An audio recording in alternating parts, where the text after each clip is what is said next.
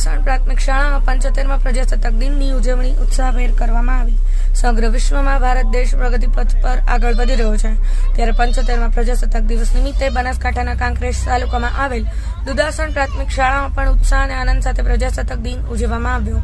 ત્યારે દેશભક્તિ થીમ, સામાજિક જાગૃતિ, સાર્વજનિક સ્વચ્છતા અભિયાન જેવા વિવિધ વિષયો પર 15 જેટલા નાટક શાળાના વિદ્યાર્થીઓ દ્વારા સરસ રીતે રજૂ કરવામાં આવ્યા હતા।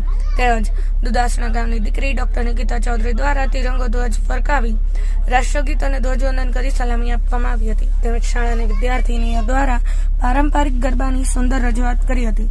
આ શુભ પ્રસંગે શાળાના આચાર્ય સહિત સર્વ શિક્ષક, સ્ટાફ, વિદ્યાર્થીઓ તેમજ દુદાસણ ગામના અગ્રણી શ્રીઓ, આગેવાનો અને ગ્રામજનો ખૂબ મોટી સંખ્યામાં ઉપસ્થિત રહ્યા હતા।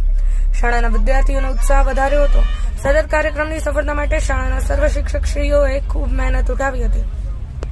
ભરતભાઈ જોશી, પાટણ ન્યૂઝ 24, પાટણ।